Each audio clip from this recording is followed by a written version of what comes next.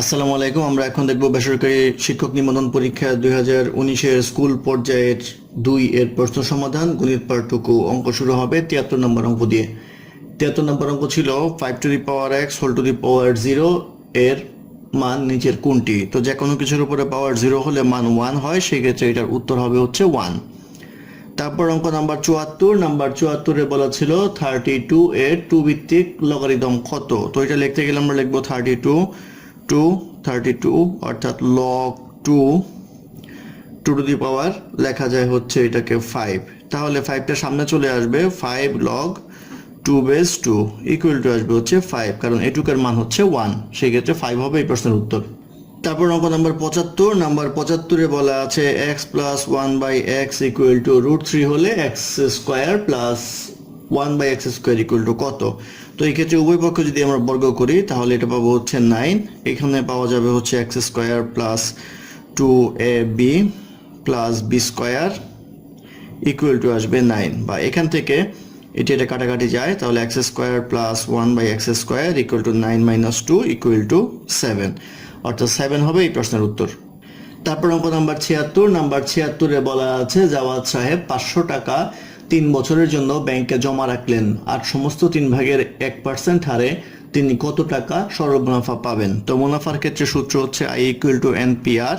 এখানে n এর মান হচ্ছে সময় অর্থাৎ 3 বছর, প্রিন্সিপাল হচ্ছে 500 টাকা, আর রেট অফ ইন্টারেস্ট হচ্ছে 8 সমস্ত 3 ভাগের 1 ডিভাইড বাই 100। তো এটা যদি ক্যালকুলেশন করি, এটা ক্যালকুলেশন করলে পাওয়া যাবে হচ্ছে 125, অর্থাৎ 125 টাকা হবে ইন্টারেস্ট। এটাই হবে এই প্রশ্নের উত্তর। তারপর অঙ্ক নাম্বার 77 বলা আছে চক্রবৃদ্ধি মুনাফার ক্ষেত্রে নিচের কোন সূত্রটি সঠিক? চক্রবৃদ্ধি মুনাফার ক্ষেত্রে সূত্র হচ্ছে C equal to P into 1 plus R whole to the power n। এটা হবে চক্রবৃদ্ধি মুনাফার ক্ষেত্রে সবৃদ্ধি মূলের সূত্র।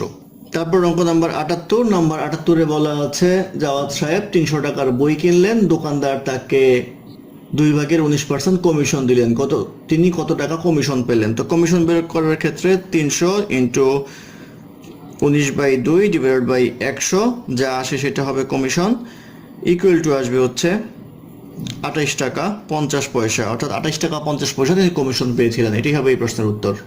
তারপর অঙ্ক নাম্বার 79 বলা আছে একটি ত্রিভুজের 3টি কোণের অনুপাত 3:4:5 হলে ক্ষুদ্রতম কোণের পরিমাণ কত ডিগ্রি? অর্থাৎ 3, 4, 5 যদি হয় আমরা লিখতে পারবো 3x, 4x, 5x। এই 3টা কোণ যোগ করলে হবে হচ্ছে আমাদের 180 ডিগ্রি, কারণ ত্রিভুজের 3 কোণের সমষ্টি 180 ডিগ্রি। তাহলে লিখতে পারবো 12x ইকুয়াল টু 180 ডিগ্রি, বা x ইকুয়াল টু আসবে হচ্ছে আমাদের 15 ডিগ্রি। আমাদের বের করতে বলা হয়েছে ক্ষুদ্রতম কোণ এখানে হচ্ছে 3x, তাহলে 3x equal to 3 into 15 equal to আসবে হচ্ছে 45 ডিগ্রি। 45 ডিগ্রি হবে এই প্রশ্নের উত্তর।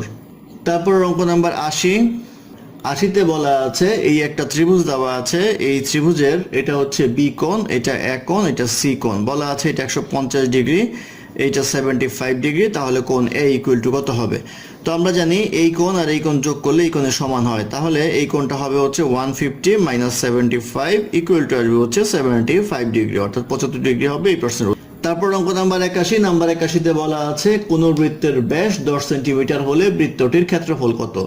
তো ব্যাস দিয়ে আমাদের কাজ হবে না, ব্যাসার্ধ বের করতে হবে। d ইকুয়াল টু 10, তাহলে রেডিয়াস ইকুয়াল টু হবে d/2 equal to 10/2 equal to 5, আর ক্ষেত্রফল বের করতে বলে পাই r স্কয়ার।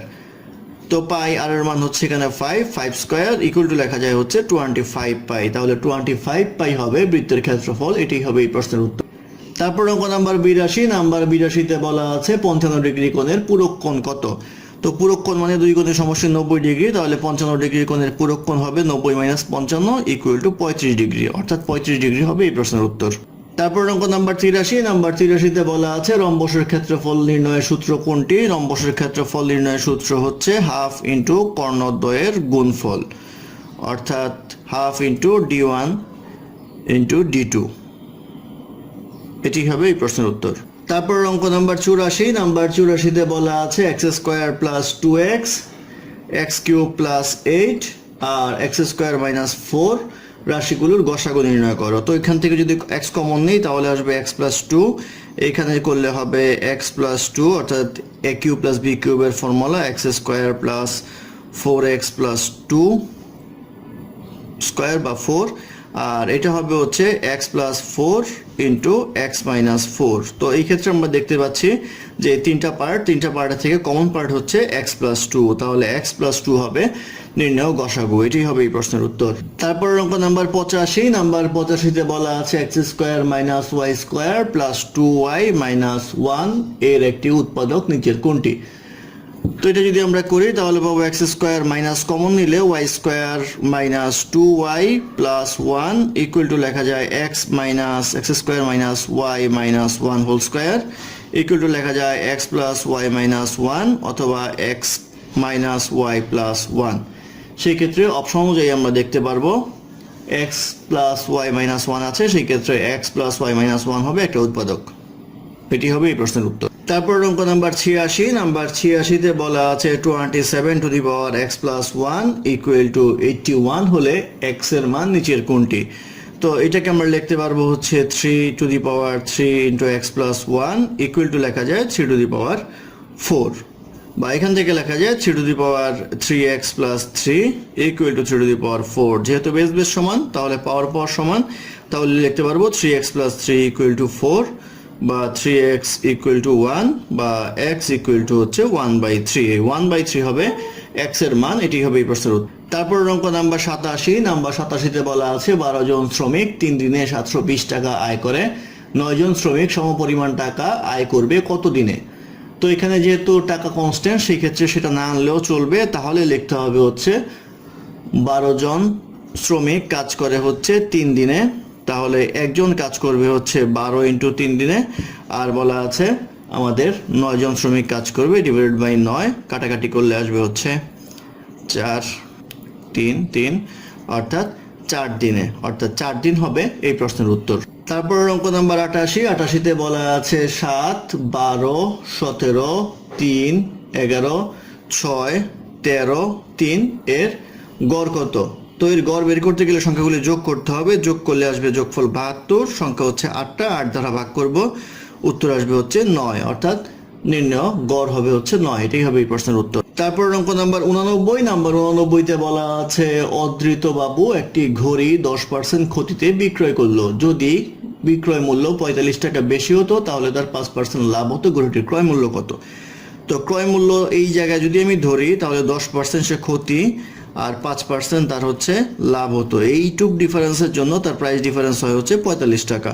তাহলে 10 আর 5 হচ্ছে 15%, 15%-এর জন্য হয় হচ্ছে 45 টাকা, তাহলে 100%-এর জন্য কত হয় সেটা লিখবো 45/15 ইন্টু 100 ইকুয়াল টু আসবে হচ্ছে 300 টাকা, অর্থাৎ ঘড়ির ক্রয় মূল্য হবে 300 টাকা। এটাই হবে এই প্রশ্নের উত্তর। তারপর অঙ্ক নাম্বার 90, 90-এ বলা আছে নিচের চিত্রে ও কেন্দ্র বিশিষ্ট বৃত্তে কোণ BAC ইকুয়াল টু 41 ডিগ্রি হলে BOC কোণের মান কত? অর্থাৎ এই একটা চিত্র দেওয়া আছে, এটা যদি কেন্দ্র হয়, এটা যদি O হয়, এখান থেকে এটা আসবে হচ্ছে A, এটা আসবে B, এটা আসবে C। তো এই কোণ দেওয়া আছে 41 ডিগ্রি, এটা হচ্ছে বৃত্তস্থ কোণ আর এটা হচ্ছে কেন্দ্রস্থ কোণ। আমরা জানি বৃত্তস্থ কোণ হচ্ছে কেন্দ্রস্থ কোণের অর্ধেক, অথবা কেন্দ্রস্থ কোণ বৃত্তস্থ কোণের দ্বিগুণ। সেই ক্ষেত্রে এটা যদি 41 ডিগ্রি হয় তাহলে এটা হবে হচ্ছে তার দ্বিগুণ ইন্টু 2 ইকুয়াল টু হবে হচ্ছে 82 ডিগ্রি, অর্থাৎ 82 ডিগ্রি হবে এই প্রশ্নের উত্তর।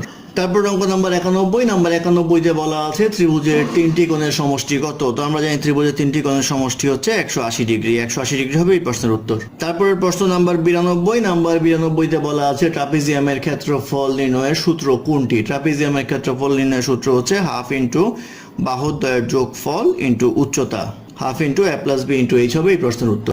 তারপর অঙ্ক নাম্বার 93, নাম্বার 93-তে বলা আছে 4x স্কোয়ার প্লাস 9y স্কোয়ারের সাথে কত যোগ করলে যোগফল পূর্ণবর্গ সংখ্যা হবে?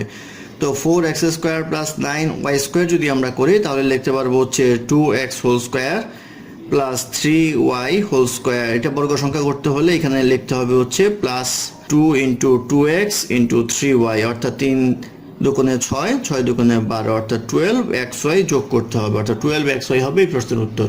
তারপর অঙ্ক নাম্বার 94, 94-তে বলা আছে x plus 1/x equal to √3 হলে x cube plus 1/x cube এর মান কত? তো x cube plus 1/x cube এর মান যদি আমরা করি তাহলে পাবো x plus 1/x whole cube minus 3ab into x plus 1/x।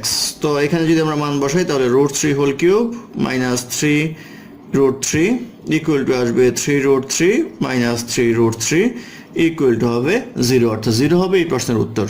তারপর অঙ্ক নাম্বার 95। নাম্বার 95 বলা আছে দুইটি সংখ্যার গসাগু, বিয়োগফল এবং লসাগু যথাক্রমে 12, 60 এবং 2448 সংখ্যা দুইটি কত? তো এটা অপশন থেকে করলে তাড়াতাড়ি হবে।